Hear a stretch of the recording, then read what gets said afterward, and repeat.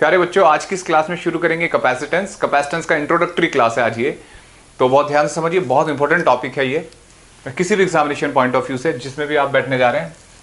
Capacitance देखिए, आज हमें, अब तक हमने इलेक्ट्रोस्टैटिक पढ़ा, तो इलेक्ट्रोस्टैटिक्स में हमने पढ़ा इलेक्ट्रोस्टैटिक पोटेंशियल एनर्जी, है ना, जो किसी सिस्टम ऑफ चार्ज के फॉर्म में, मतलब अगर कोई कॉन्फ़िगरेशन है चार्ज का तो उसमें स्टोर रहती है वो एनर्जी। पढ़ा था हमने, 2 चार्ज हैं, 3 चार्ज हैं, मल्टीपल चार्ज हैं। आज हमें कुछ ऐसा ही, हमें एक एनर्जी की ज़रूरत है जो हमेशा हमारे पास रिजर्व में रहे। तो हम एक डिवाइस चाहते हैं कि जो एनर्जी को स्टोर कर ले। अगर इलेक्ट्रोस्टैटिक एनर्जी स्टोर करनी है तो आपको वो चार्ज, देखो कोई भी फॉर्मूला आपने एनर्जी का लिखा, फॉर एग्जांपल 2 चार्ज ही हैं तो एनर्जी लिखी जाती है k q1 q2 bye r, यानी कि इलेक्ट्रोस्टैटिक एनर्जी रखनी है तो चार्ज होना ही चाहिए। तो आज हम एक ऐसी डिवाइस बनाने जा रहे हैं, एक ऐसा कॉन्फ़िगरेशन बनाने जा रहे हैं जो एनर्जी को स्टोर करे, ठीक है। लेकिन एनर्जी को स्टोर कैसे करेगा? जब उसके पास चार्ज होगा। तो ऐसा एक डिवाइस जो एनर्जी को स्टोर कर सकता हो in the form of charge is called capacitor, ठीक है। और उस डिवाइस की वो प्रॉपर्टी, उस सिस्टम की वो प्रॉपर्टी जिससे वो चार्ज को स्टोर कर सकता है, दैट इज कॉल्ड कैपेसिटेंस, ठीक है। अब देखिए, ये था इंट्रोडक्शन। जैसे अब हमें चार्ज को बांध के रखना है भाई, चार्ज स्टोर करना। अब ऐसे तो है नहीं कि जैसे पानी है, पानी भर लिया हमने, बोतल में रखा है, स्टोर करके रख लिया। ये चार्ज है, चार्ज को कैसे स्टोर करें? तो एक बच्चे ने कहा सर यहाँ पे रख दो बहुत सारा चार्ज। तो हमने रख दिया ऐसे, सोच इमेजिन कर रहे हैं, बहुत सारा पॉजिटिव चार्ज रख दिया। तो पॉजिटिव चार्ज रिपेल करता है, तो रिपेल करते करते करते करते करते तो भाग जाएगा, है ना। अब एक बच्चा कहता है सर आप तो इसे बांध के नहीं गए, आपने पॉजिटिव रखा था। सर माइनस करके रख के देखो, नेगेटिव रख के देख लेते हैं। ऐसे हमने बहुत सा नेगेटिव चार्ज रख दिया, ठीक है। नेगेटिव चार्ज रखा, अब पॉजिटिव नहीं है, तो नेगेटिव रखा तो नेगेटिव रिपेल करते करते करते करते ये भी चला जाएगा। तो फिर क्या करें? एक बच्चे ने कहा सर भाई पॉजिटिव भी भाग जाता है, नेगेटिव भाग जाता है। तो इसका जैसे पानी है, पानी को अगर बोतल में, ग्लास में रखोगे तो शायद स्टोर हो भी जाए, खुले में तो नहीं रह सकता ना स्टोर। बिल्कुल ऐसे ही अगर हमने कंसेप्ट सोचा कि यार अगर आपको चार्ज स्टोर करना है तो जैसे प्लस क्यू चार्ज हमें बांध के रखना है, तो उसके सामने एक ऐसा डिवाइस रख दो जिसके पास माइनस क्यू चार्ज हो, ऐसे, ठीक है। अब ये पॉजिटिव नेगेटिव कहीं नहीं जाएंगे, क्यों? पॉजिटिव नेगेटिव में अट्रैक्शन होता है, ये एक दूसरे को बंधे रहेंगे, अब देखते रहेंगे एक दूसरे को, अब कहीं नहीं जाने वाले हैं, क्योंकि प्लस माइनस को बांध के रखता है। यानी कि अगर चार्ज को रखना है, किसी सिस्टम में बाउंड करना है, तो सबसे अच्छा तरीका है कि प्लस के सामने माइनस रख दो, तो प्लस माइनस हमेशा अट्रैक्ट रहेंगे, तो वो बंधे रहेंगे, यानी कि हमारे सिस्टम में एनर्जी स्टोर हो जाएगी in the form of charge, ठीक है। तो देखो, यानी कि अगर मैं कहूं कि कैपेसिटर क्या होता है, तो कैपेसिटर है अ सिस्टम ऑफ, बिल्कुल बेसिक डेफिनेशन है बच्चों, ये डेफिनेशन सही। अगर बिल्कुल कैपेसिटेंस की बात करें तो हमेशा जरूरी नहीं कि 2 इक्वल अपोजिट हो, सिंगल पॉजिटिव चार्ज भी कैपेसिटेंस शो कर सकता है। लेकिन जो बेसिक डेफिनेशन अगर आपको स्कूल में लिखनी है तो ऐसे लिखा जाता है, a system of 2 equivalent opposite charge conductor, ठीक है, चार्ज कंडक्टर। तो 2 इज कॉल्ड कैपेसिटर, ठीक है। एंड प्रॉपर्टी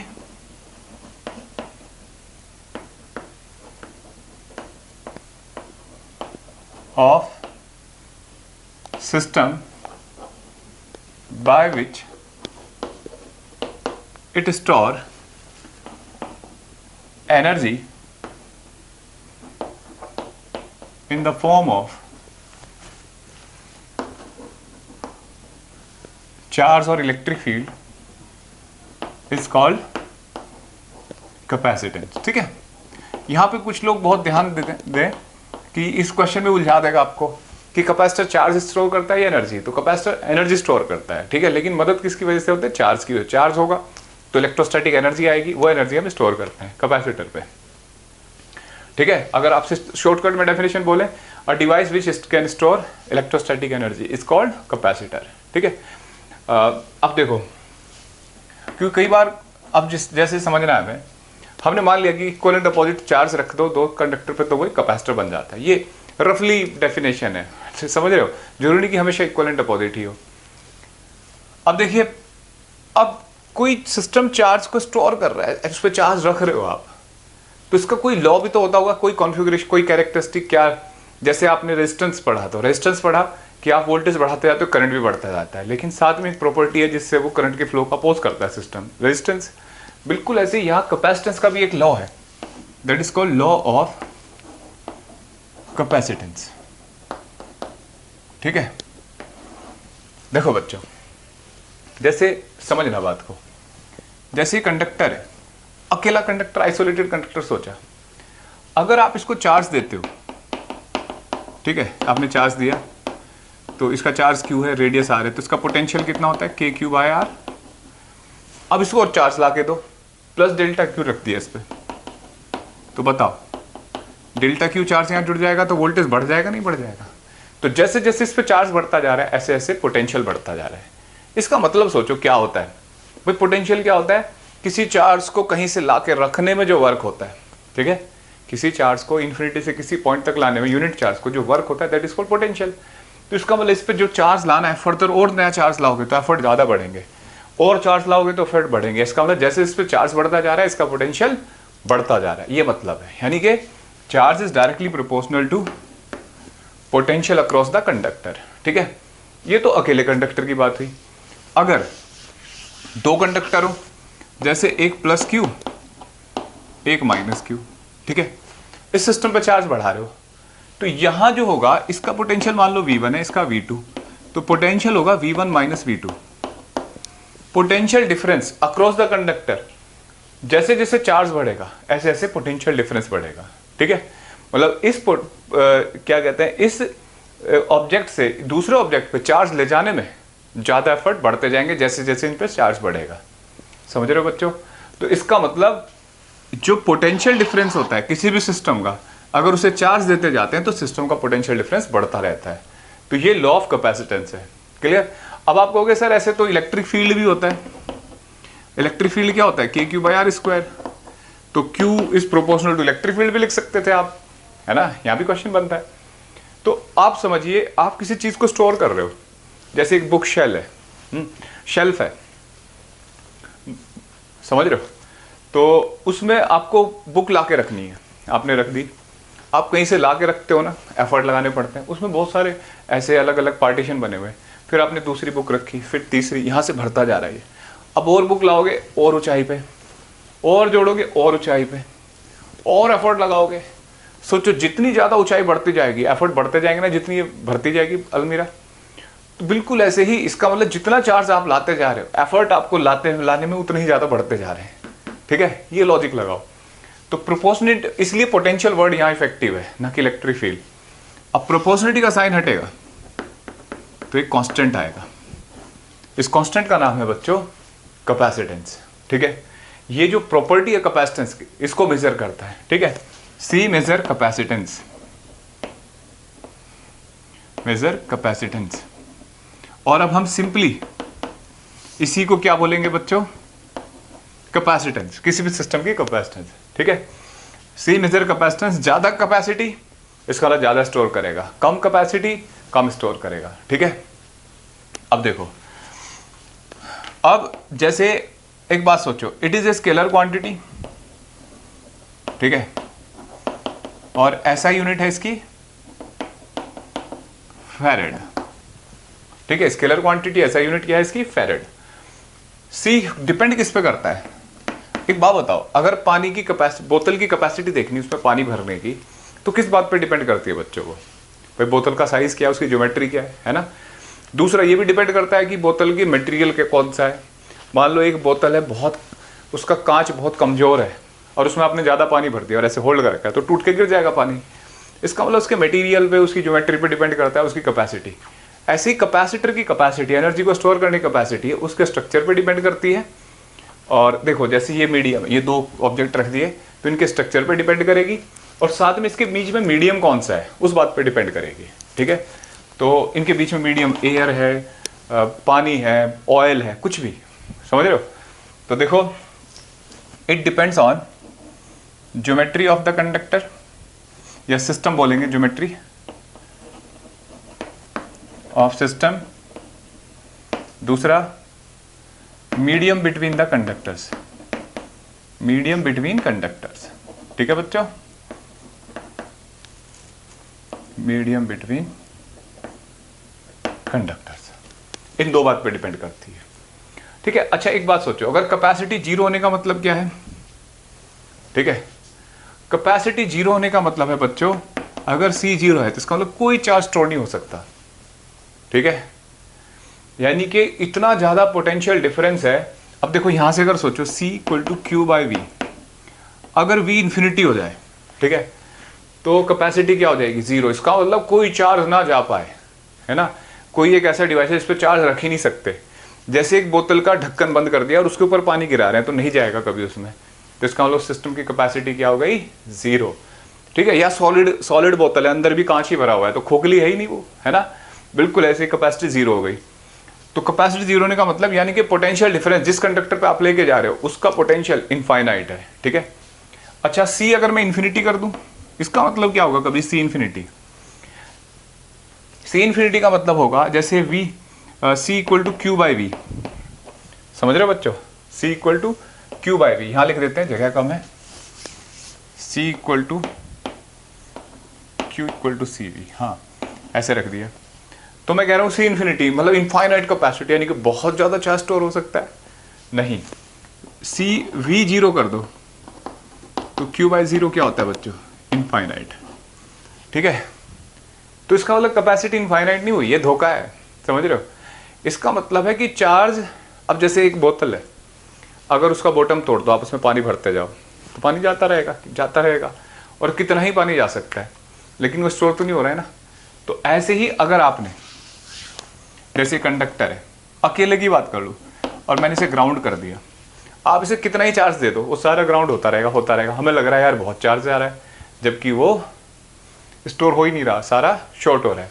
ऐसे ही आपने दो कंडक्टर हैं, ये प्लस माइनस वाले थे ना पहले, लेकिन अब इसे आप चार्ज दे रहे हो, सारा कनेक्ट होकर उसकी तरफ जा रहा है, तो ये कंडक्ट होता जा रहा है। तो इनफाइनाइट कैपेसिटेंस का मतलब है कि जिस सिस्टम को आप चार्ज दे रहे हो उसका पोटेंशियल जीरो है, पोटेंशियल डिफरेंस जीरो है। देखो अगर कनेक्ट करते हैं पोटेंशियल डिफरेंस जीरो हो जाता है ना, ठीक है। तो ये दो वर्ड थोड़े ध्यान रखने हैं, जीरो कैपेसिटेंस मतलब कोई चार्ज स्टोर नहीं हो सकता, एनर्जी स्टोर हो ही नहीं सकती उस पर, ठीक है। इनफाइनाइट कैपेसिटेंस, इसका मतलब उसका पोटेंशियल जीरो है, हमें लग रहा है कि चार्ज भेज रहे हैं उस पर, वो रुक नहीं रहा हो, कहीं और जा रहा है, ठीक है। जैसे एक बोतल में पानी भर रहे हैं तो वो उससे निकल रहा है, ठीक है, लगातार निकल रहा हो, वो टूटी है नीचे से। तो इतनी बात हमें समझ में आई। अब क्वेश्चन आता है कितने टाइप के कैपेसिटर हो सकते हैं और हमें इनकी जरूरत कहाँ है, भाई सर ये हम बना क्यों रहे हैं, इनकी जरूरत कहाँ है। तो देखो मान लो कोई ऐसा सर्किट है जहां हमारे पास अभी तो सोर्स है, लेकिन हमें पता नहीं है कि अचानक गायब हो जाए, ठीक है। तो जहां सोर्स लगातार ना मिले हमें एनर्जी, तो वहां हम एक डिवाइस रख लेते हैं जिससे चार्ज या एनर्जी हमें मिलती रहे। जैसे हमारा जो इलेक्ट्रिक फैन होता है, आपने देखा होगा उसके ऊपर एक व्हाइट कलर का छोटा सा डब्बा सा होता है ऐसे, ठीक है, कंडेंसर बोलते हैं इसको। कैपेसिटर का दूसरा नाम बच्चों ध्यान रखना, कैपेसिटर का दूसरा नाम कंडेंसर होता है। कंडेंस इकट्ठा करना, तो यानी कि कंडेंसर कैपेसिटर। तो इलेक्ट्रीशियन लोग मतलब टेक्निकल लोग कंडेंसर बोलते हैं और हम लोग एकेडमिक लोग कैपेसिटर बोलते हैं, ठीक है। तो कंडेंसर है, ये कैपेसिटर है, ये क्या काम करता है। तो थोड़ा सा हमें आइडिया होगा कि जो ऑल्टरनेटिंग ईएमएफ आता है घर में हमारे ऐसे वाला, तो जब तक ये वोल्टेज बढ़ रहा है तब तक तो ठीक है, लेकिन जब ये वोल्टेज घटेगा तो इसका मतलब फैन के क्रॉस वोल्टेज घट जाएगा। फैन के क्रॉस वोल्टेज घटा तो फैन की स्पीड नहीं हो पाएगी, स्पीड अप नहीं कर पाएगा, एयर रेजिस्टेंस के साथ लड़ नहीं पाएगा, तो वो ऐसे स्पीड अप नहीं कर पाता, मतलब फिर स्लो हो जाता है पंखा अगर कैपेसिटर खराब हो जाए कंडेंसर। ये क्या काम करता है, जिस दौरान ये वोल्टेज डाउन हो रहा है, ठीक है, मतलब जैसे मैं तुम्हें सर्किट दिखाता हूँ, ये फैन है, ठीक है, ऐसा कुछ, और यहाँ पे तार आ रहे हैं ऐसे, हमने ये इसमें मोटर में जा रहे होंगे जो भी है, और यहाँ एक कंडेंसर लगा दिया ऐसे, ठीक है, छोटा सा होता है ये। तो होगा क्या, जब तक ये वोल्टेज बढ़ रहा होगा तब तक तो ठीक है, उस दौरान कैपेसिटर भी चार्ज हो रहा होगा, उस पर चार्ज जा रहा होगा, और जैसे ही वोल्टेज डाउन होगा तो कंडेंसर अब क्या करेगा, ये पैरेलल में है, मतलब ऐसे है जैसे ये कंडेंसर का सिंबल मान लेते हैं और ये फैन है, ठीक है, और सप्लाई इधर से आ रही है, तो ये जो चार्ज इस पर स्टोर होगा वो इसको इधर भेज देगा, ठीक है, इस दौरान। तो स्पीड अप हो रहेगा पंखा, घटेगी नहीं स्पीड, तो एयर रेजिस्टेंस के साथ लगातार लड़ता रहेगा। तो फिलहाल आप सीखने में समझो, तो जहां हमें चार्ज की जरूरत पड़ती है वहां हम कैपेसिटर को यूज करते हैं, ठीक है, बीच बीच में एनर्जी की जरूरत पड़े। जैसे फॉर एग्जांपल आप कह सकते हो जैसे मेमोरी होती है फोन में, तो आपका जो नंबर सेव है, आपका डाटा फोन में स्टोर है, कोई कागज की फॉर्म में थोड़ा ही है, किसी फॉर्म में होगा, तो वो चार्ज एक्यूमुलेट कर रखा है किसी सर्किट में, ऐसा भी है। मतलब बहुत सारी मेमोरी होती है, एक्सिलरी मेमोरी, मैग्नेटिक मेमोरी। एक मेमोरी ये भी हो सकती है जो चार्ज की फॉर्म में रहती हो, ठीक है, तो वहां भी हमें क्या हो सकते हैं, जरूरत पड़ सकती है कैपेसिटर की। तो कैपेसिटर एक डिवाइस, ऐसे बोलते तो हम सोर्स ऑफ एनर्जी है, लेकिन आप ऐसे सोच लो कि चार्ज को स्टोर करने वाला डिवाइस है, ठीक है। पेपर में नहीं लिख सकते, हम एनर्जी स्टोर ही बोलते हैं, लेकिन चार्ज की जहां जरूरत पड़े तो हम यूज किसको करते हैं, कैपेसिटर को, जब सोर्स अवेलेबल ना हो, ठीक है। अब ये कैपेसिटर कितने टाइप के होते हैं, तो कैपेसिटर, टाइप्स ऑफ कैपेसिटर,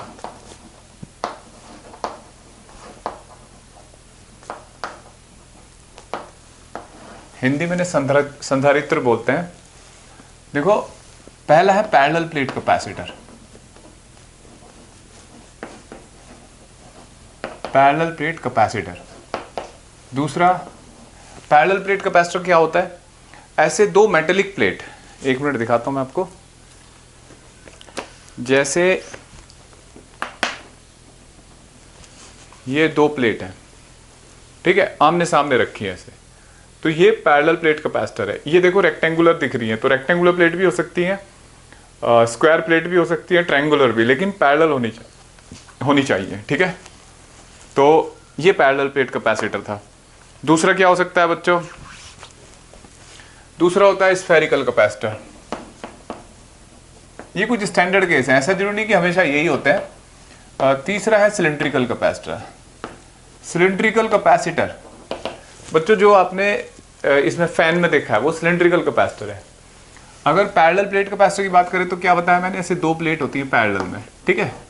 ये स्फेरिकल में ऐसे दो sphere, concentric sphere, metallic sphere, और सिलिंड्रिकल में ऐसे, ठीक है। और भी बहुत तरीके के कैपेसिटर हो सकते हैं, खुद अपने आप में एक आइसोलेटेड स्फेयर भी कैपेसिटर है, दो वायर प्लस माइनस वायर वाले चार्ज रख दिए वो कैपेसिटर बन सकते हैं, तो कुछ भी हो सकता है।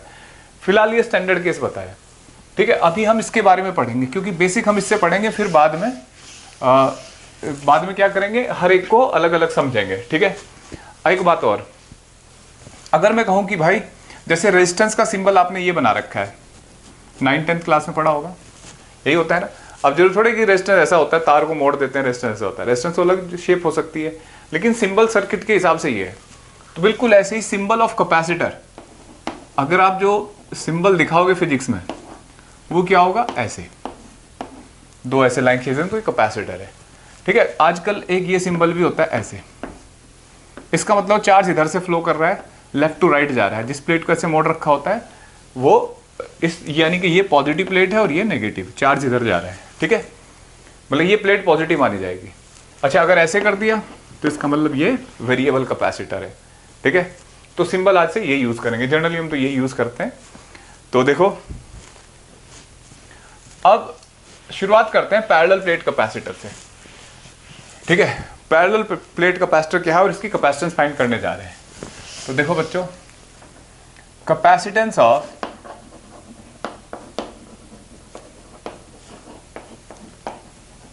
पैरेलल प्लेट कैपेसिटर, देखो इसमें क्या होता है बच्चों, दो प्लेट है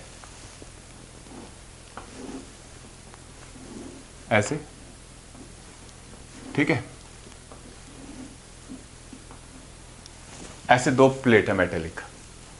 हमने इसको चार्ज दिया तो चार्ज इसके इनसाइड पार्ट पे रुका होगा ऐसे, ठीक है, मतलब इधर प्लस क्यू इनसाइड पार्ट पे और इधर वाले पे माइनस क्यू अंदर वाले पार्ट पे।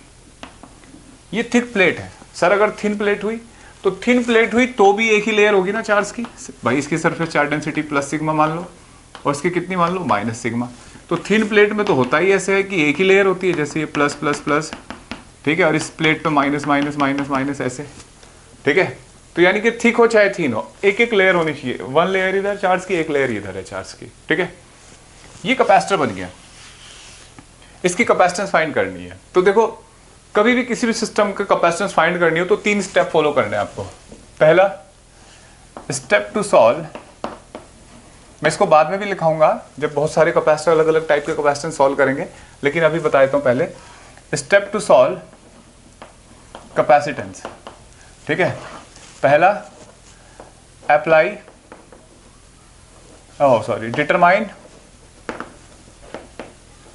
इलेक्ट्रिक फील्ड बिटवीन कंडक्टर्स, मतलब इन दो के बीच में इलेक्ट्रिक फील्ड फाइंड करना है। दूसरा apply delta V equal to minus E dot delta R. ठीक है, तीसरा apply Q equal to CV ये मतलब डेल्टा V यहां रख देंगे। ठीक है, तो ये तीन तरीके यहां से कैपेसिटेंस फाइंड करी जाती, तरीके नहीं मतलब 3 स्टेप है, 3 स्टेप। तो 3 स्टेप लगाते हैं और किसी भी सिस्टम की कैपेसिटेंस फाइंड कर सकते हैं। ठीक है, इसको नोट कर लेना अलग से। अब देखो, हम बात कर रहे थे पैरेलल प्लेट कैपेसिटर की, मतलब जितना इस पे पॉजिटिव चार्ज है उतना इस पे नेगेटिव है। अब आप कहोगे सर, आप कहते हो कि हम तो इस पे चार्ज स्टोर कर रहे हैं, आपने जितना इसे प्लस दिया उतना ही माइनस आ गया, तो चार्ज कहाँ स्टोर हुआ है, तो टोटल चार्ज 0 है। एक्चुअल में क्या होता है बच्चों, जैसे आपने कंडक्टर को चार्ज दिया प्लस Q, तो इसके सामने इंडक्शन की वजह से इधर माइनस Q और इधर प्लस Q, तो हम इसको ग्राउंड कर देते हैं, तो प्लस वाला सारा चार्ज ग्राउंड में चला जाएगा। तो क्या हुआ, प्लस Q और माइनस Q रह गया ऐसे, जैसे ये देखो। ठीक है, तो यानी कि जब आप किसी सिस्टम को चार्ज दे रहे हैं, हमने कैपेसिटर को कितना चार्ज दिया, प्लस Q दिया, माइनस Q इसने खुद जनरेट किया है। कैसे, जैसे ग्राउंड करके। अब आप कहोगे सर ग्राउंड कहाँ होता है, सर्किट है कोई, सर्किट में ग्राउंड कहाँ दिखाते हैं, तो देखो एक बात समझाता हूँ। ठीक है, ये कुछ चीज़ें ऐसी हैं जो चैप्टर में आगे आएंगी, लेकिन अभी अभी समझोगे तो ज़्यादा बेटर रहेगा। जैसे बैटरी लगाई आपने, ठीक है, मान लो 2-3 कैपेसिटर है, ठीक है, या एक ही कैपेसिटर लगाते हैं ऐसे, ये बैटरी है, ये पॉजिटिव टर्मिनल होता है, ये नेगेटिव। जब आपने इससे कनेक्ट किया तो यहाँ प्लस आ जाएगा और यहाँ क्या आ जाएगा, आपने इसे पॉजिटिव चार्ज जाएगा ना ऐसे, तो ये प्लेट हो गई पॉजिटिव, तो ये इसके सामने क्या पैदा करेगी, माइनस Q। तो इंडक्शन से चार्ज बनता तो नहीं है, पैदा होता है। इधर माइनस Q है तो इधर कितना होगा, प्लस Q, वो प्लस Q यहाँ आ जाएगा। ठीक है, तो देखो प्लस माइनस तैयार हो गए। बैटरी ने कितना चार्ज भेजा था, प्लस Q, उसको वापस मिल गया ना प्लस Q, और यहाँ पे चार्ज प्लस माइनस करके बॉन्ड हो गया, जिससे एनर्जी स्टोर हो जाएगी इलेक्ट्रिक फील्ड की फॉर्म में। भाई इनके बीच में प्लस माइनस चार्ज है, जैसे यहाँ तो इलेक्ट्रिक फील्ड है ना, तो इलेक्ट्रिक फील्ड की फॉर्म में एनर्जी स्टोर हो गई। ठीक है, समझ में आ गया। तो जब भी कभी इलेक्ट्रिक हम किसी सिस्टम पे बोलते हैं चार्ज है भाई, तो अगर टोटल चार्ज करोगे तो जनरली 0 ही लिखा मिलेगा, आएगा 0, प्लस माइनस है तो हम Q डेवलप देते हैं और माइनस Q वो इंडक्शन से इंड्यूस कर लेता है। ठीक है, अब देखो, अब जैसे क्वेश्चन है, ये प्लस Q, ये माइनस Q। ठीक है, सबसे पहला स्टेप क्या लिखा था हमने कि इलेक्ट्रिक फील्ड फाइंड करो कंडक्टर के बीच में। तो इलेक्ट्रिक फील्ड देखो, 2 प्लेट है, एक पॉजिटिव और एक नेगेटिव। ठीक है, इसकी वजह से अगर एक प्लेट है, लार्ज प्लेट है, तो उसकी वजह से पॉजिटिव इलेक्ट्रिक फील्ड ऐसे है ना, और नेगेटिव वाले की वजह से भी उसकी तरफ, तो नेट इलेक्ट्रिक फील्ड क्या होगा बच्चों, electric field due to positive plate plus electric field due to negative plate. Positive plate से सिग्मा बाय 2 एप्सिलॉन नॉट, इससे सिग्मा बाय 2 एप्सिलॉन नॉट, कितना आ जाएगा, सिग्मा बाय एप्सिलॉन नॉट। ठीक है, इलेक्ट्रिक फील्ड आ गया। अब अगर मैं इनका डायमेंशन दिखाऊं आपको इनके, तो ये ऐसे कुछ हैं, ये प्लेट ऐसे रखी हुई है। ठीक है, तो ऐसे कुछ होंगी ना, तो ये इसके बीच में जो गैप है बच्चों वो D है। ठीक है, और ये प्लेट A है, पॉइंट A और ये पॉइंट B है। ठीक है, अब देखो एक और बात, A area of each plate, area of each plate. देखो बच्चों, अगर मैं आपसे कहूं कि भाई area of each plate A है और सरफेस चार्ज डेंसिटी इसकी सिग्मा है, और मैं कह रहा हूं इस पे प्लेट पे चार्ज प्लस Q और इस पे माइनस Q है, तो सिग्मा कितना होगा, चार्ज अपॉन एरिया ना, बोलो इलेक्ट्रिक फील्ड आ जाएगा ना ये। तो ये इलेक्ट्रिक फील्ड आ गया। अब जगह कम है तो मैं इसको अब यहां ऊपर लिखने जा रहा हूं। ठीक है, तो E इक्वल टू आ गया Q by A epsilon naught. ठीक है, अब देखो बच्चों, अब ये पार्ट तो हो गया। फिर दूसरा क्या बताया था कि apply delta V equal to E dot dr। अब इलेक्ट्रिक फील्ड का इंटीग्रेशन की जरूरत नहीं क्योंकि इलेक्ट्रिक फील्ड कांस्टेंट है, तो डायरेक्ट आप ये फॉर्मूला इस्तेमाल कर सकते हो, E डॉट डेल्टा r, ऐसे कर सकते हो ना। अब देखो आप यहां से यहां जा रहे हो, ठीक है, तो ई बी माइनस ई ए, ठीक है, माइनस, ठीक, ऐसे लिख सकते हैं, माइनस ई और डेल्टा आर यहां से यहां चले गए तो डिस्प्लेसमेंट कितना हुआ, डी माइनस जीरो, ठीक है। और V B minus V A, potential difference हमने V equal to V A minus V B मान लिया। भाई दो प्लेट का जो पोटेंशियल डिफरेंस है वो कितना है, V A minus V B, तो ये कितना हो जाएगा बच्चों, minus V minus E dot D, तो V इक्वल टू क्या आ गया, ई डी, ठीक है। ये बहुत काम आने वाला है हमारे लिए, ठीक है। V equal to E D, potential difference between plate, electric field between the plates, and D is the separation between plate. अब मैं देखो ये सेकंड पॉइंट था, सेकंड इक्वेशन आ गई, मिटाता जाऊं बच्चों, देखो तो अब V equal to E D है, तो फर्स्ट इक्वेशन इसमें वैल्यू रखो, epsilon naught A into D, E की जगह क्या रखती है, ये वैल्यू, ठीक है। देखो बच्चों तीसरा स्टेप क्या होता था, क्या लिखाया था, apply Q equal to C V, तो Q की जगह रखेंगे सी वी, V से V कट गया, C equal to epsilon naught A by D, ठीक है, C equal to epsilon naught A by D, A is area of plate, ठीक है, D सेपरेशन बिटवीन प्लेट्स। तो जैसे हमने बोला था कि यार कैपेसिटेंस जो होती है ना ज्योमेट्री पे डिपेंड करती है, तो देख लो एरिया और सेपरेशन पे डिपेंड कर रही है। एप्सिलॉन नोट यानी कि मीडियम, अगर यहाँ इसके बीच में कुछ और मीडियम आ जाए वैक्यूम के बजाय तो एप्सिलॉन एम आ जाएगा मीडियम का, तो मीडियम के साथ बदल जाएगी, ठीक है। लेकिन ये जो फॉर्मूला आया क्या इसकी कोई कंडीशन भी है, हाँ देखो बच्चों ये जो फॉर्मूला पढ़ते हैं हम, इलेक्ट्रिक फील्ड इक्वल टू ये तब होता है जब लार्ज प्लेट हो, और अगर स्मॉल प्लेट हो तो इलेक्ट्रिक फील्ड तो वेरी कर जाएगा। तो ध्यान रखना है जब लार्ज प्लेट होगी तो गैप बहुत थोड़ा कर दो, बहुत थोड़ा, जैसे बोर्ड है, क्या लार्ज है हमारे रेस्पेक्ट में, नहीं, लेकिन अगर एक बैक्टीरिया को बोर्ड के पास ले जाके रख दो तो उसको तो बहुत इनफाइनाइट दिखाई देगा ना, तो एक पॉइंट के रेस्पेक्ट में बोर्ड बहुत बड़ा है, ठीक है। तो अगर आपके पास प्लेट बहुत छोटी छोटी है तो उनके बीच में गैप मिलीमीटर माइक्रोमीटर के ऑर्डर का कर दो, तो फॉर्मूला ठीक रहेगा नहीं है, फिर तो इलेक्ट्रिक फील्ड कॉन्स्टेंट ही रहेगा लगभग। तो इसका मतलब अगर प्लेट बड़ी है तो गैप बहुत कम रखते हैं ताकि इलेक्ट्रिक फील्ड वेरी ना करे, ठीक है। तो इसका मतलब यहाँ इसको ऐसे मैथमेटिकली लिख सकते हैं, area will be greater than the dimension of D square, ठीक है, मतलब डी से तो कंपेयर नहीं कर सकते ना, इक्वल यूनिट नहीं होगी, तो डी स्क्वायर लिख दिया। तो इसका मतलब साफ समझ में आ रहा है कि एरिया का जो वैल्यू है वो डी स्क्वायर की वैल्यू के मुकाबले बहुत बड़ी है, इसका मतलब एरिया बहुत ज़्यादा है, गैप बहुत कम है प्लेट के बीच में, ठीक है, तभी ये फॉर्मूला ठीक रहेगा। तो ये पैरेलल प्लेट के लिए फॉर्मूला बना, ठीक है। अगर अब पैरेलल प्लेट में डिफरेंट शेप होगी भाई, जैसे पहली मैंने कही कि स्क्वायर प्लेट है, ये दो देख के नहीं लग रही, अब बनाते हैं, ठीक है बच्चों, ऐसे स्क्वायर प्लेट है और साइड ए है और सेपरेशन डी है, इसका फॉर्मूला बताओ। तो देखो C equal to epsilon naught, area कितना होगा प्लेट का, ए स्क्वायर बाय डी, ठीक है। अगर मान लो रेक्टेंगुलर प्लेट है ऐसे, ठीक है, सेपरेशन डी है, लेंथ एल है, विड्थ बी है, तो रेक्टेंगल का एरिया कितना होता है बच्चों, एल इंटू बी ना अपॉन डी, ठीक है। जैसे सर्कुलर प्लेट है, इसी फॉर्मूले का इस्तेमाल करेंगे, सर्कुलर प्लेट रखी है आमने सामने, ठीक है, और रेडियस आर है, सेपरेशन डी है, तो क्या होगा कैपेसिटेंस एप्सिलॉन नॉट, एरिया कितना होता है पाई आर स्क्वायर अपॉन डी, ठीक है बच्चों, ऐसे लिख सकते हैं। अगर मान लो जैसे ट्रायंगुलर प्लेट है तो ट्रायंगल का एरिया लगा दो, सेमी सर्कुलर प्लेट हो जाए ऐसे, ठीक है, ये आर और ये भी आर, समझ रहे हो बच्चों, ऐसे दिखाई नहीं देगा, गैप होगा डी, तो कितना लिखोगे, C equal to epsilon naught, area हो जाएगा पाई आर स्क्वायर बाई 2 और ये नीचे डी, ठीक है। ये फॉर्मूला कैपेसिटेंस का है। तो देखो इस तरीके से आप डिफरेंट शेप को लिख सकते हो।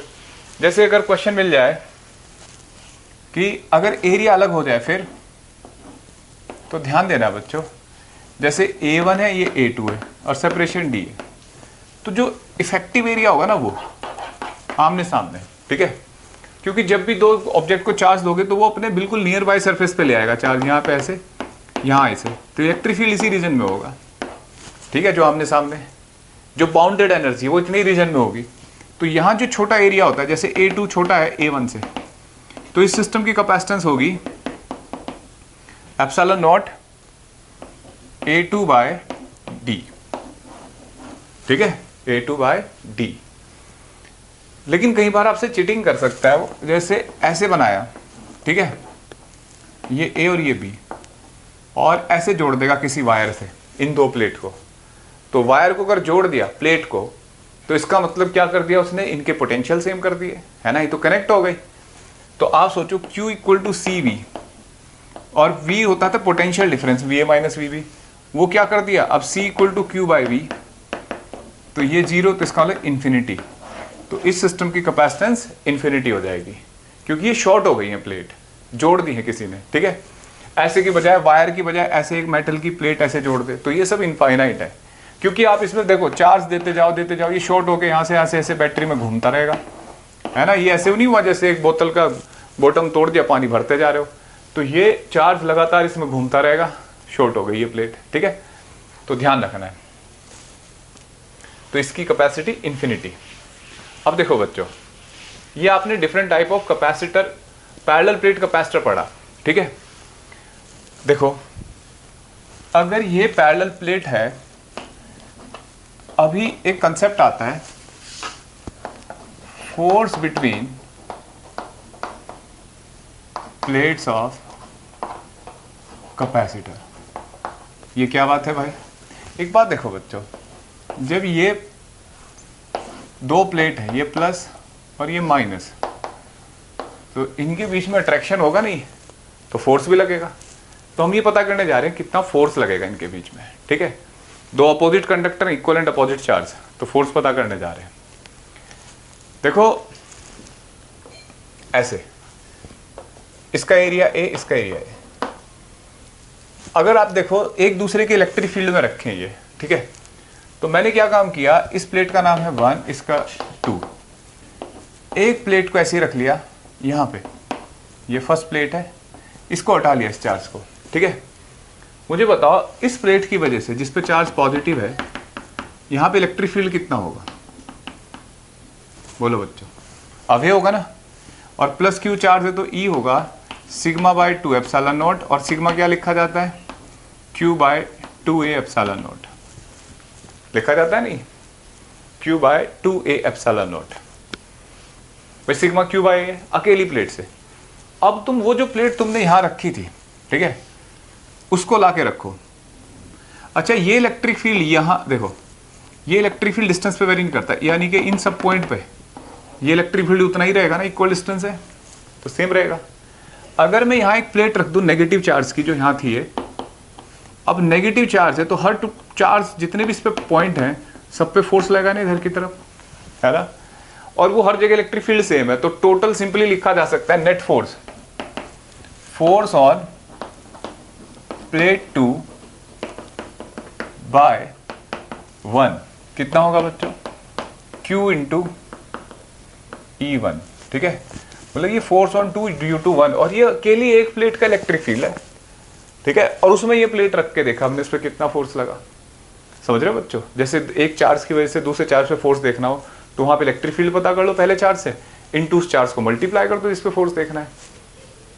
तो देखो ये हो जाएगा Q इंटू, माइनस नहीं लेते, फोर्स में डायरेक्शन देख लेते हैं, और Q upon 2A epsilon naught, ठीक है। तो देखो ये फोर्स आ गया Q square upon 2A epsilon not, ये फोर्स ऑन 2 ड्यू टू 1 आया, ठीक है, इधर की तरफ। अगर मैं पूछूं कि 1 पे कितना है 2 की वजह से, तो थर्ड लॉ के अकॉर्डिंग सेम फोर्स आएगा नहीं, तो इसका मतलब F12 इक्वल टू F21, ठीक है, और equal to Q square upon 2A epsilon naught. किसी को डाउट यहां तक, बोलो बच्चों, क्लियर है ना।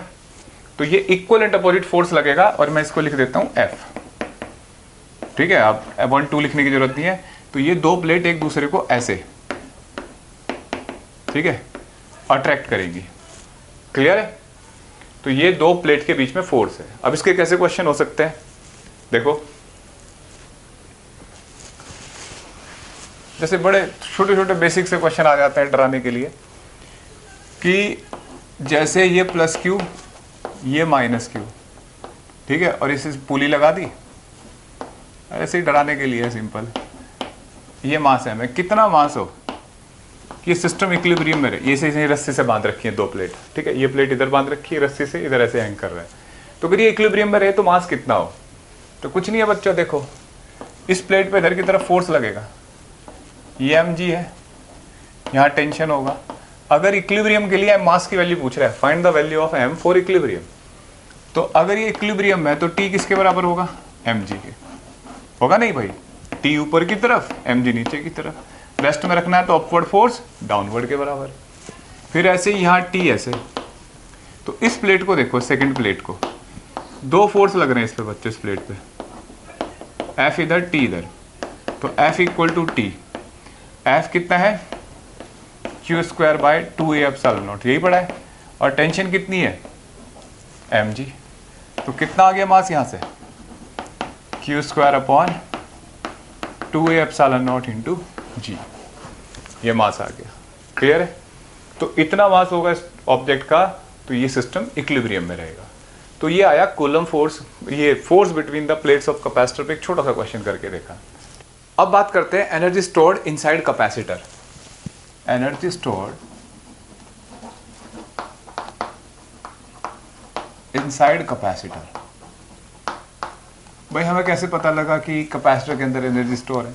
एक तो वो डिवाइस ही एनर्जी स्टोर करने के लिए, एक तो ऐसे पता लगा। दूसरा ऐसे सोचो, जैसे अगर ये प्लस क्यू और ये माइनस क्यू है, इन्हें फ्री छोड़ दो, ठीक है, इन दो प्लेट को, तो ये अपने आप चलना शुरू कर देती हैं, फिर इन्हें वापस खींच के छोड़ दो, फिर वापस। तो सोचो कि इन सिस्टम के पास एनर्जी है ना, इलेक्ट्रोस्टैटिक पोटेंशियल एनर्जी, जो हम पिछले चैप्टर पढ़ के आए, उसको कैलकुलेट करना है। तो देखो आप ऐसे समझेंगे पहले, जैसे ये प्लस क्यू ये माइनस क्यू है ना, अगर एक तरीका ये है कि इस पर फोर्स लग रहा है, ठीक है, यहाँ पीछे की तरफ, मैं क्या करता हूं, हमने क्या पढ़ा था कि जब भी कभी किसी सिस्टम की पोटेंशियल एनर्जी फाइंड करते हैं तो वर्क डन कैलकुलेट कर लो किसी सिस्टम को बनाने में, है ना। अगर मैं इसको ऐसे कर दूं, जस्ट इसके पास ले आऊं, ठीक है, तो जब जस्ट इसके पास ले आऊंगा तो इस सिस्टम का पोटेंशियल जो है वो जीरो हो जाएगा, पोटेंशियल डिफरेंस, है ना। तो यानी कि यहाँ इसकी पोटेंशियल एनर्जी जीरो है और ये माइनस क्यू चार प्लेट है। अब मैं इसको ऐसे खींचूंगा बाहर की तरफ, तो कितना एक्सटर्नल फोर्स लगाऊंगा बच्चों, जितना ही पीछे की तरफ है। ये प्लस और माइनस इकट्ठी रख दी मैंने, ठीक है, ये पॉजिटिव प्लेट और ये नेगेटिव प्लेट, तो कितना फोर्स लगाना पड़ेगा इसको यहाँ तक ले जाने के लिए, कम से कम जितना ही इधर की अंदर की तरफ फोर्स लगाता है ना। तो और कितना लेके जाना है इसको, कैपिटल डी डिस्टेंस तक, ठीक। तो work done force into displacement, और फोर्स कितना होता है दो प्लेट के बीच में, जो कांस्टेंट फोर्स है वो ये होता है ना, इंटू डी, ठीक है। तो work done Q square upon 2 epsilon naught A by D इधर आ गया, ये क्या होगा बच्चों, क्यू स्क्वायर बाय 2c, ठीक है, ये वर्क आ गया। और अकॉर्डिंग टू डेफिनेशन यही वर्क किस में कन्वर्ट हो जाएगा बच्चों, पोटेंशियल एनर्जी में। तो ये जो एनर्जी है इलेक्ट्रोस्टैटिक पोटेंशियल एनर्जी है, और ये इलेक्ट्रिक फील्ड फॉर्म में रहती है, पॉजिटिव से नेगेटिव की तरफ ऐसे। और अगर मैं आपसे कहूँ कि ये किस फॉर्म में रहती है एनर्जी स्टोर इसमें, तो इलेक्ट्रिक फील्ड की फॉर्म में। तो U इक्वल टू आ गया क्यू स्क्वायर बाय 2c, ठीक है। तो ये फॉर्मूला आ गया। एक तरीका तो ये है इसको लिखने का, लेकिन ज़्यादातर बुक में जैसे सॉल्व कर रखा है आपके स्कूल में NCERTs में, उसके मेथड से बताता हूँ। ये बड़ा इजी सा है कंसेप्ट, उसको बताना जरूरी है कि कुछ क्वेश्चन भी हैं ऐसे, ठीक है, इस कंसेप्ट पे बेस। देखो ऐसे सोचो, जैसे दूसरे मेथड से पढ़ रहे हैं, ठीक है, ये एक कैपेसिटर है, ठीक, इस एक स्विच है, यहाँ एक बैटरी है, बैटरी का पोटेंशियल V है, तो V का मतलब होता है VM माइनस VB कितना है, V, मतलब इस प्लेट का पोटेंशियल और माइनस इस प्लेट का पोटेंशियल इक्वल टू V, और ये कैपेसिटेंस है, ठीक है बच्चों। तो जैसे इसको यहाँ जोड़ेंगे, जैसे इसको यहाँ जोड़ेंगे तो देखो क्या होगा, इससे चार्ज जाना शुरू होगा इस प्लेट पे, ये पॉजिटिव ये नेगेटिव, और जो इंड्यूस चार्ज है वापस मतलब अपोजिट साइन का, तो चार्ज का फ्लो बनना शुरू होगा। धीरे धीरे इस पे चार्ज बढ़ना शुरू होगा, ठीक है, और यहाँ पोटेंशियल डिफरेंस जनरेट होना शुरू होगा। जब ये एक दिन इन दो प्लेट का पोटेंशियल, इसका ए के बराबर हो जाएगा, इसका बी का, V A minus V B V के बराबर हो जाएगा, उसके बाद चार्ज जाना बंद हो जाएगा, क्योंकि पोटेंशियल डिफरेंस इक्वल हो गया दोनों ऑब्जेक्ट पे। तो जब दो ऑब्जेक्ट के बीच में पोटेंशियल डिफरेंस नहीं होता तब भाई क्या होता है, चार्ज फ्लो नहीं करता। तो इसका मतलब हम उस इंस्टेंट को नहीं देख रहे जब वो फुल चार्ज हो गया। किसी इंस्टेंट पे मान लो इस पे चार्ज है, इस प्लेट पे क्यू डैश और इस प्लेट पे है माइनस क्यू डैश, ठीक है। तो इसके क्रॉस जो पोटेंशियल डिफरेंस होगा अभी वो वी नहीं होगा, V A minus V B, इन दो के बीच में पोटेंशियल डिफरेंस है, मान लो लेट वी डैश, ठीक है, let Q dash is charge on, ओए क्या लिख दिया, charge on any one plate, ठीक है, and V dash is potential difference between the plates, ठीक है बच्चों, potential difference between the plates. तो सोचो अभी ये क्यू डैश चार्ज है और पोटेंशियल वी डैश है, ठीक है, तो मैं एक छोटा सा चार्ज डी क्यू चार्ज इस प्लेट पे लेके आ रहा हूं, ठीक है, then work done to move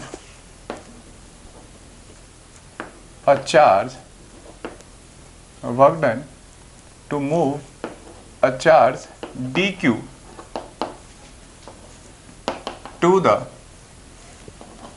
plates of capacitor, ठीक है, plates of capacitor। कितना होगा बच्चों, dw,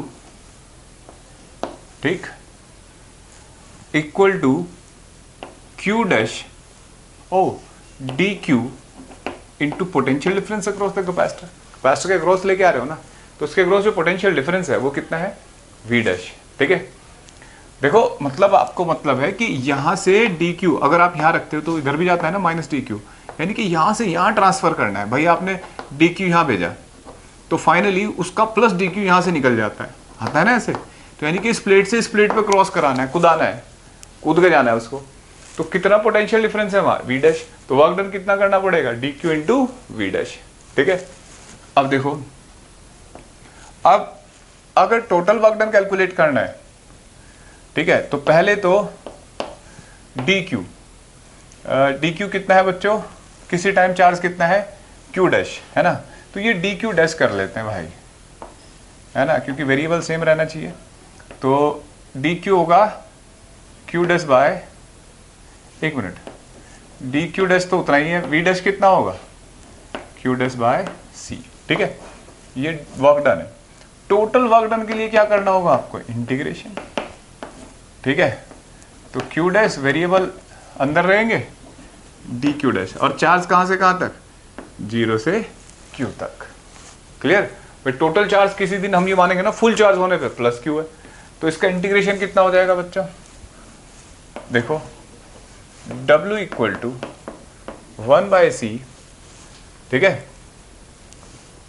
1/c और q डैश का स्क्वायर अपॉन 2 और लिमिट 0 से q, ठीक है। 25 डैश का थोड़ा ध्यान देना है।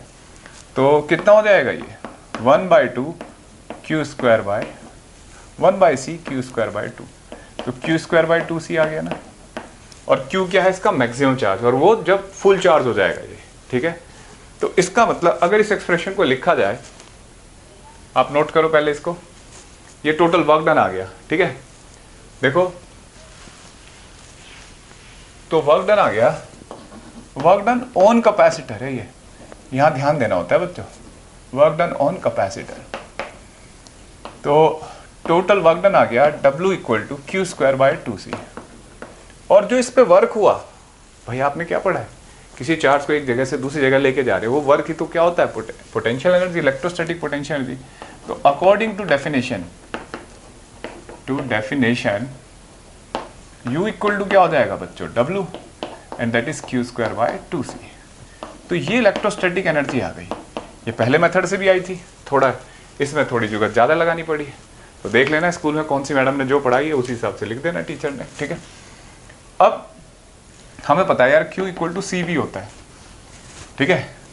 तो अगर मैं यहाँ CV रखूँ Q की जगह, एक C² है नीचे, तो ये हो जाएगा हाफ CV², है ना, C बचेगा एक बच्चा कहता है सर अगर C को एलिमिनेट कर दें, हाँ, तो Q इक्वल टू CV होता है, तो C इक्वल टू Q/V, तो ये हो जाएगा Q²/V² इंटू 2। ओ गलत कर दिया था, Q²/2C Q/V, एक कट जाएगा ये, तो QV/2। तो 3 फॉर्मूले बन गए, हाफ CV², Q²/2C और QV/2। इन तीनों टर्म में लिख सकते हो। इसमें मैंने कैपेसिटेंस और वोल्टेज के टर्म में लिखा, इसमें चार्ज और कैपेसिटेंस के टर्म में लिखा, और इसमें चार्ज और वोल्टेज के टर्म में लिखा, ठीक है। तो ये पोटेंशियल एनर्जी आ गई, जो एनर्जी स्टोर है कैपेसिटर के अक्रॉस, ठीक है। अब थोड़ा सा फिनोमिना समझते हैं, यानी कि अगर देखो जैसे एक कैपेसिटर है, ये एमीटर है, ठीक है, ये बैटरी है, कैपेसिटर ऐसे, तुमने स्विच ऑन करा, ठीक है, एमीटर है, एमीटर मेजर करता है करंट। तो इनिशियली क्या होता है बच्चों, इस पे कोई चार्ज नहीं है, तो इस पे चार्ज जाता है, जैसे थोड़ा सा चार्ज गया ये, ठीक है। अब इस पे और चार्ज जाएगा तो और चार्ज आया, लेकिन जब अब चार्ज आ रहा है, नया चार्ज लाते हैं, जैसे आपने DQ चार्ज लेके आए, तो ये चार्ज रिपेल करेगा नहीं, ठीक है। और चार्ज ये भी रख दिया, इस पे और बढ़ गया, अब नया चार्ज लाओगे और रिपेल करेगा, ठीक, क्योंकि इस पे प्लेट पे और चार्ज बढ़ गया, तो नया पॉजिटिव चार्ज आने में ज़्यादा एफर्ट नहीं लगाने पड़ेंगे। तो इसका मतलब जैसे जैसे इस पे चार्ज बढ़ता जाएगा, इसका पोटेंशियल बढ़ता जा रहा है ना। एक दिन इसका पोटेंशियल बढ़ते बढ़ते पोटेंशियल डिफरेंस कितना हो जाए, V की पोटेंशियल डिफरेंस बैटरी के बराबर। तो क्या आप इस चार्ज को ले जा पाएंगे, हम इस प्लेट से इधर कूदा पाएंगे, नहीं ना। इसका मतलब पहले शुरुआत में जैसे इसे ऑन करते हैं तो एमीटर में डिफ्लेक्शन आएगा, दिखाई देगा करंट जा रहा है भाई, चार्जिंग हो रही है कैपेसिटर की। उसके कुछ देर बाद एमीटर की रीडिंग 0 हो जाएगी, क्यों, क्योंकि कोई करंट फ्लो नहीं करेगा, ये फुल चार्ज हो जाएगा। और कितना, Q - Q, और Q होगा हमेशा CV, ठीक है। जब समझ में आ गया, इसका मतलब इसके क्रॉस भी पोटेंशियल डिफरेंस इतना ही है जितना बैटरी के क्रॉस, यानी कि कैपेसिटर को जब भी बैटरी से कनेक्ट करते हैं तो कुछ देर के लिए चार्ज फ्लो करता है, थोड़ी देर के बाद फुल चार्ज होने पर चार्ज फ्लो होना बंद हो जाता है। क्लियर है बच्चों। तो ये कंसेप्ट आया। अब ये 3 तरीके की एनर्जी आ गई। अब देखो, आप ध्यान से देखो,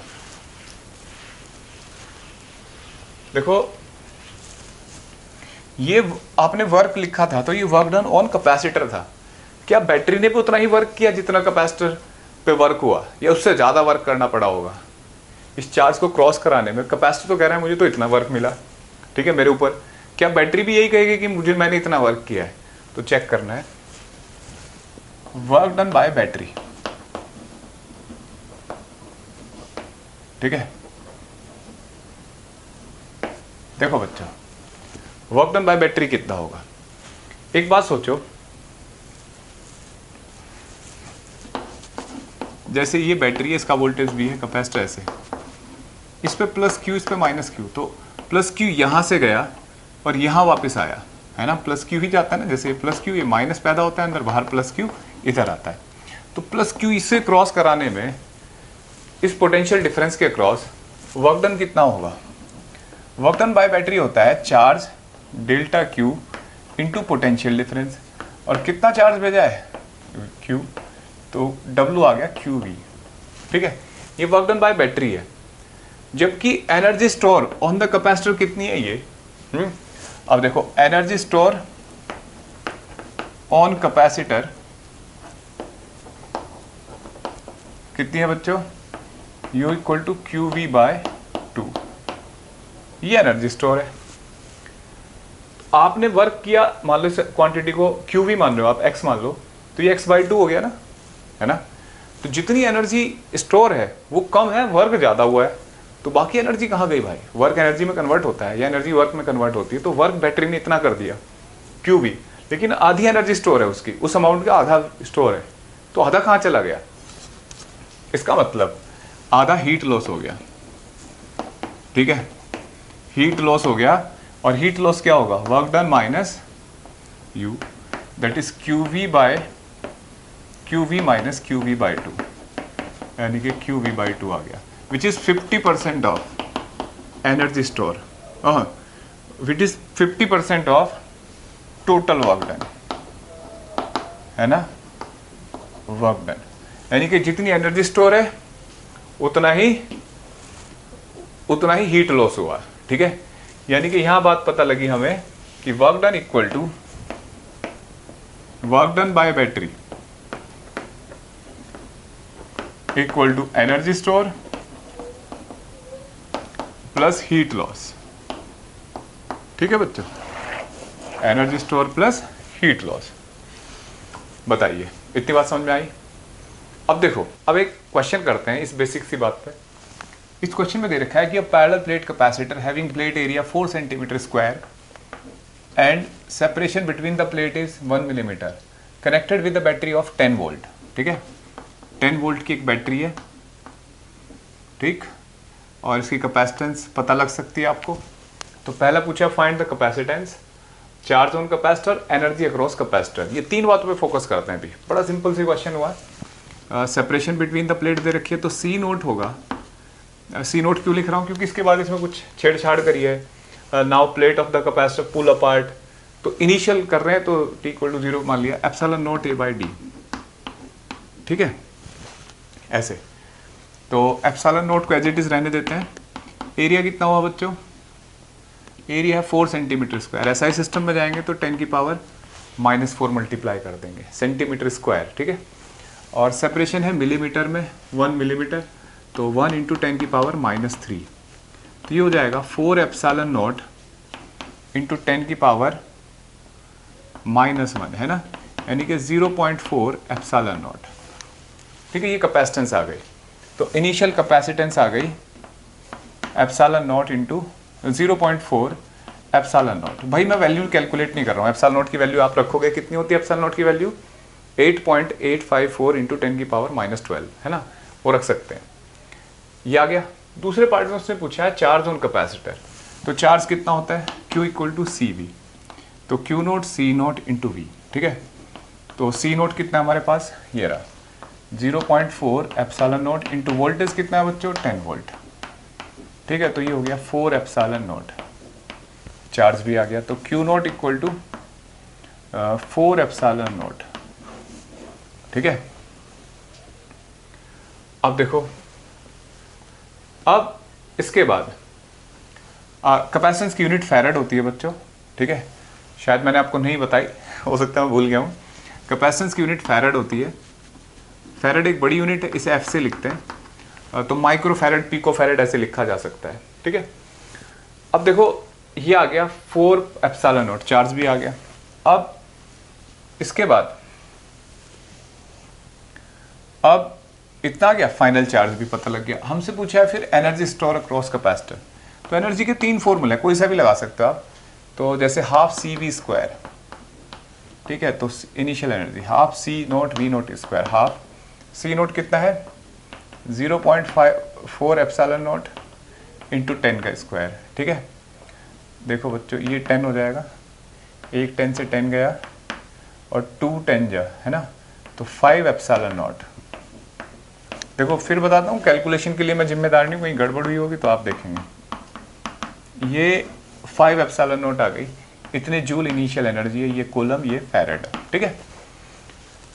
आप इसे एप्सिलॉन नोट में मल्टीप्लाई कर सकते हैं। तो ये पार्ट था, मतलब ऐसे सिंपल क्वेश्चन है बिल्कुल, अगर इतना पूछे तो, ठीक है।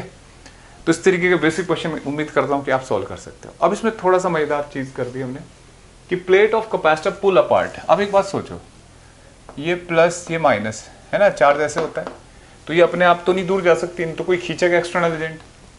तो पूछा जा रहा है कि डबल कर दिया सेपरेशन, देखो 2 मिलीमीटर करा है तो डबल हो गया ना सेपरेशन, तो नया कैपेसिटेंस कितना होगा।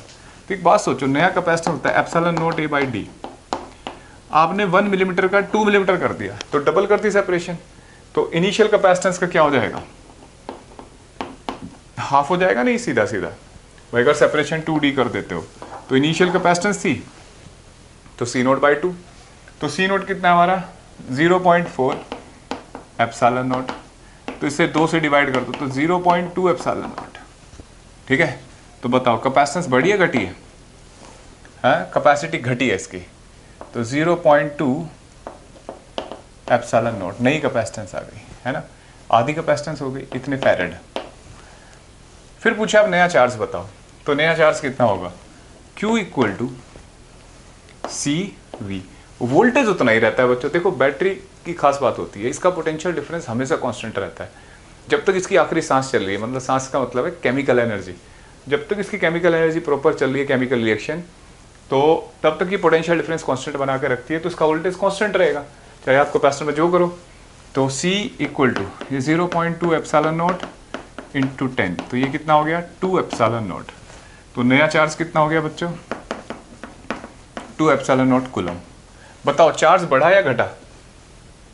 चार्ज घट गया। देखो पहले 4 एप्सिलॉन नॉट था, अब 2 एप्सिलॉन नॉट है ना। ये एप्सिलॉन नॉट से कंफ्यूज तो नहीं हो रहे आप? एप्सिलॉन नॉट की वैल्यू रख सकते हैं, लेकिन अब इतनी कैलकुलेशन मुझसे नहीं होती। अब आप एक बात बताओ, ये चार्ज आधा हो गया, तो चार्ज गया कहाँ यार? हमने तो पढ़ा है चार्ज कंजर्वेटिव है ना, क्रिएट होता है ना, डिस्ट्रॉय में लग रहा है तो कम हो गया। तो इसका मतलब कहाँ से आया था पहले ये सोचो, बैटरी से, तो इसका मतलब बैटरी पे वापस चला गया। ठीक है, तो समझ में आया? अब नई एनर्जी स्टोर पूछें तो नई एनर्जी क्या लिख दोगे बच्चों?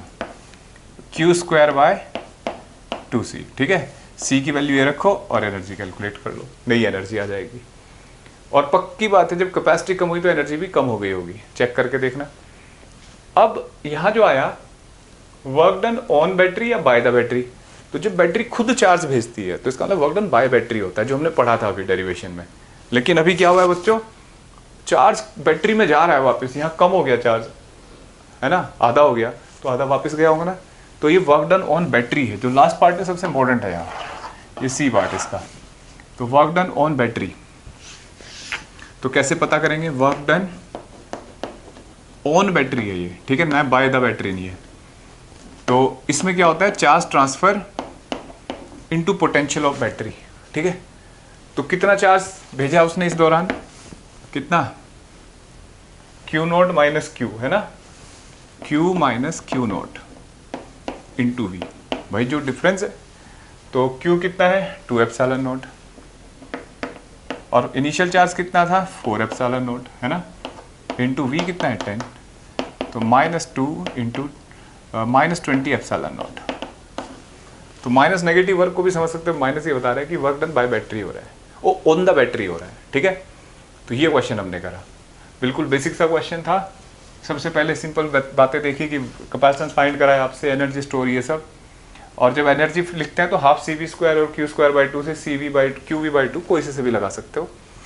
ठीक है, उसके बाद इसमें छेड़छाड़ की कुछ। तो यहाँ एक बात और दिमाग में आई कि जब बैटरी लगी रहती है कैपेसिटर के क्रॉस, तो वोल्टेज चेंज नहीं होता, वोल्टेज वही रहता है जो बैटरी का है। ठीक है, पोटेंशियल डिफरेंस। और दूसरी बात, वर्क डन ऑन बैटरी भी हो सकता है कुछ हालात में, और बाय द बैटरी भी। ऐसे कैसे हो गया, कौन है वर्क करने वाला? यानी कि जो एक्सटर्नल एजेंट है जिसने इन बैटरी की प्लेट को खींचा है, कैपेसिटर की प्लेट को खींचा है, उसने वर्क किया है इस बैटरी के ऊपर। ठीक है बच्चों, तो देखो बच्चों अब एक क्वेश्चन करते हैं मजेदार सा।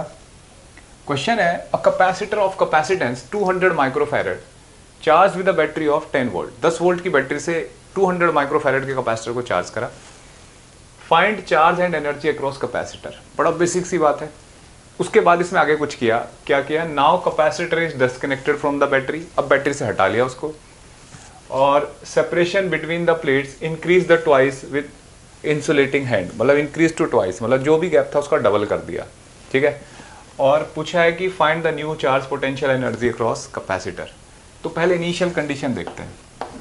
ऐसे ये वोल्टेज है, ठीक है, V और V0 लिख लेते हैं, ये C0, भाई कुछ तो होगी कैपेसिटेंस, तो इनिशियल वैल्यू लिखी है ना। तो देखो हमसे पूछा जा रहा है इनिशियल चार्ज बताओ, तो यहाँ पे +Q, यहाँ -Q0 है ना, +Q0 -Q0, तो Q0 कितना होगा C0 V0। C0 कितना है 200 माइक्रोफैरड, माइक्रो मतलब 10⁻⁻⁶ और इंटू 10। ठीक है बच्चों, तो 3 पावर हो गई है 10⁻³ -6, तो 2 × 10⁻³ कूलम। ठीक, इतना चार्ज आ गया। ठीक है बच्चों, मिली कूलम कह सकते हो आप। ये इनिशियल चार्ज है। पोटेंशियल आपको पता यही है। फिर एनर्जी अक्रॉस, एनर्जी बतानी है, तो इनिशियल एनर्जी होगी Q note square by 2 c note. ठीक है, यही एनर्जी है। इनिशियल क्यों बोल रहा हूँ, क्योंकि इसके बाद ये कुछ छेड़छाड़ कर रहे हैं इसमें, तो ये इनिशियल स्टेज की एनर्जी जो है अभी फिलहाल है।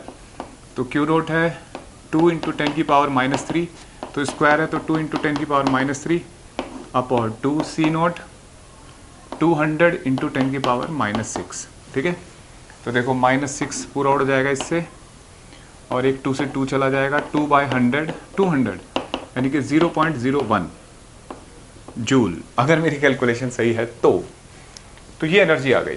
ठीक है, अब देखो बच्चों, ये पहला पार्ट हो गया, कहां तक, यहां तक। अब क्या किया, now capacitor disconnected from the battery, battery से डिस्कनेक्ट कर दिया, तो अब गारंटी नहीं है कि वोल्टेज उतना ही बना रहे उस पर। ठीक है, यानी कि जब बैटरी को डिस्कनेक्ट कर देते हैं कैपेसिटर की, तो अब गारंटी नहीं कि पोटेंशियल कांस्टेंट बनाने वाला सोर्स नहीं है हमारे पास कोई। ठीक है, तो इसका मतलब है कि वोल्टेज कम भी हो सकता है और ज़्यादा भी, लेकिन अगर उसे इंसुलेटिंग हैंड से छू रहा है कोई, तो चार्ज उतना ही रहेगा। भाई चार्ज तो ट्रांसफर नहीं हो सकता ना, बैटरी में जा नहीं सकता या आ नहीं सकता। तो देखो यहाँ क्वेश्चन आया, अब उसने कहा है कि अब सेपरेशन को डबल कर दिया। ठीक है, सेपरेशन को डबल कर दिया, तो कैपेसिटेंस कितना होता है, एप्सिलॉन नॉट, इनिशियल कैपेसिटेंस था एप्सिलॉन नॉट A/d, और नया कैपेसिटेंस क्या होगा, C = एप्सिलॉन नॉट A/2d, है ना। तो यानी कि C0/2 हो गया ना, और C0 कितना है 200 माइक्रो, है ना, तो 2 से डिवाइड करके 100 माइक्रोफैरेड आ गया। ठीक है बच्चों, अब पूछा जा रहा है नया, ये तो हो गया नया कैपेसिटेंस, अब पूछा जा रहा है कि find the charge, new charge, potential, है ना, और एनर्जी। तो ध्यान रखना, इंसुलेटिंग हैंड से अगर उसको सेपरेट कर रहे हैं वो, तो चार्ज नहीं चेंज होने वाला, चार्ज उस पर उतना ही रहेगा, चार्ज कंजर्वेटिव क्वांटिटी है। हाँ, पोटेंशियल का देखते हैं, तो V = Q/C। तो बच्चों Q/C, और Q कितना है, Q0 ही है, और C हमें पता लग गया। Q0 है हमारे पास कितना, इनिशियल चार्ज जितना है 2 × 10⁻³ अपॉन C कितना है 100 माइक्रो, है ना, माइक्रो का मतलब 10⁻⁻6। तो जब इसे सॉल्व करोगे तो 2 × 10⁻³ ऊपर गया और नीचे 100, कितना आ जाएगा, 20,000 हो गया, ये 2000, और 100 से डिवाइड करा तो 20 वोल्ट आ गया। देखो पहले कितना वोल्ट था, 10 वोल्ट, वो वोल्टेज बढ़ गया यार इसका। वोल्टेज क्यों बढ़ा बच्चों, कहाँ से आया वो वोल्टेज, एनर्जी जो एक्सटर्नल एजेंट उसको सेपरेट कर रहे हैं वो वोल्टेज है। ठीक है, इसलिए बढ़ा। अब क्वेश्चन ये है कि नया वोल्टेज आ गया, एनर्जी कितनी है नई। ठीक है, तो देखो नई एनर्जी हम लिखना चाहें तो फाइनल एनर्जी Q²/2C। तो देखो Q तो वही है ना, चार्ज तो वही है, कितना, मतलब अगर वैसे देखूं, C जो इनिशियल कैपेसिटेंस था उसका आधा हो गया, तो डबल हो जाएगी एनर्जी, यानी कि इसकी डबल आएगी, यानी कि 0.02 एनर्जी आएगी, 0.02। समझ में आया कैसे, चार्ज तो वही है, कैपेसिटेंस आधा कर दिया आपने, तो हाफ नीचे वाला ऊपर जाएगा, तो टोटल ही आएगी। आप लिखना चाहो, सॉल्व करना चाहो तो कर सकते हो यार। देखो 2 × 10⁻³ 2 × 10⁻³ अपॉन 2, और कैपेसिटेंस का कितना होता है 200 × 10⁻⁻6। ये कट गया, एक 2 से ये 2 कट गया, और कितना आएगा बच्चों, और ये नई कैपेसिटेंस है ना 100 वाली, तो ये देखो 100 है, ऊपर कितना है 2, तो 2/100 कितना होगा 0.02 जूल। ऐसे कैलकुलेट कर सकते हो। तो ये एनर्जी बढ़ी कैसे, तो फिर वही बात, एक्सटर्नल एजेंट ने वर्क किया है यहाँ, वो एनर्जी इस पे स्टोर हो गई। क्लियर है बच्चों। अब मैं आपसे पूछूं कि एक्सटर्नल एजेंट ने कितना वर्क किया होगा, तो आप कैलकुलेट करके देखो, सेम आएगा। जो डिफरेंस है एनर्जी में, जो डिफरेंस आया एनर्जी का, वो एक्सटर्नल एजेंट ने वर्क किया होगा। अब यहाँ एक क्वेश्चन है, लास्ट क्वेश्चन है आज की क्लास का, कि एक कैपेसिटर है बच्चों, ठीक है, ये बैटरी है, इसकी कैपेसिटेंस C0, वोल्टेज V, ठीक है, या C मान लिया, ये फुल चार्ज है। ठीक है, क्वेश्चन कहा कि अब हमने इसको रिवर्स कर दिया, अब ये पॉजिटिव हो जाएगा नेगेटिव, अब ये रिवर्स कर दिया पोलैरिटी इसकी, ये प्लेट A है और ये B है। अब क्या किया, पोलैरिटी ऐसे कर दी कि B को पॉजिटिव प्लेट दे दिया और A को नेगेटिव प्लेट। समझ में आया क्या किया, कि पहले बैटरी ऐसे थी, पॉजिटिव A से कनेक्ट था, नेगेटिव B से, अब रिवर्स कर दिया, ये पॉजिटिव से नेगेटिव से। क्वेश्चन है कि what is the work done by battery और on the battery during this interval. Work done by और ऑन द बैटरी, हमें नहीं पता होगा उसके द्वारा या उस पे होगा, बाय द और on the battery in this process, जब उसे रिवर्स कर रहे हैं। तो एक बात सोचो, जब ये पहले कनेक्ट थी यहाँ तो कितना चार्ज था इस पे ऑलरेडी, ठीक है, पता करते हैं Q और इस पे माइनस Q है ना, और Q कितना होगा CV है ना। जब अब ये हुई, अब हमने इसे कनेक्ट किया, ये तो पहले से था उस पर, लेकिन जब इसे रिवर्स करते हैं तो ये प्लस Q हो जाता है और ये माइनस Q, ठीक है। तो सोचो ये क्वांटिटी इस प्लेट पे माइनस Q चार्ज था और प्लस Q हो गया, तो बैटरी ने कितना चार्ज भेजा होगा। सोचो भाई, माइनस Q को प्लस Q करना है, स्केलर क्वांटिटी है, तो माइनस Q से 0 हुआ, फिर 0 से प्लस Q हुआ, 2Q नहीं भेजा होगा। इस माइनस Q को अगर प्लस Q करना है तो इसका मतलब बैटरी ने कितना चार्ज भेजा होगा, 2Q है ना। तो 2 वर्क डन बाय बैटरी क्या होता है, डेल्टा Q इंटू V, पढ़ा था हमने। तो डेल्टा Q कितना है, 2Q इंटू V, और Q की जगह क्या लिखोगे, CV इंटू V, तो 2CV स्क्वायर, ठीक है। ये work done by battery in this duration है, मतलब जब उसने रिवर्स करा इसको, ठीक है। तो बच्चों इस तरीके से आज हमने क्या पढ़ा, व्हाट इज कैपेसिटर है ना, सिग्निफिकेंस ऑफ कैपेसिटर और law of capacitance, energy store, energy के क्वेश्चन की अगर कैपेसिटर, और एक जो सबसे इंपॉर्टेंट बात याद रखनी है, कैपेसिटर लगा रखा है आपने बैटरी से, तो आप उसमें कुछ भी कर रहे हो उसका वोल्टेज कांस्टेंट रहेगा अगर बैटरी कनेक्ट है, वही बैटरी, ठीक है। और अगर आपने बैटरी को डिस्कनेक्ट कर लिया तो पोटेंशियल की गारंटी नहीं है, चार्ज की गारंटी है सिस्टम के, अगर आप उसे किसी दूसरे से शेयर ना करो, ठीक है। तो बच्चों थैंक यू।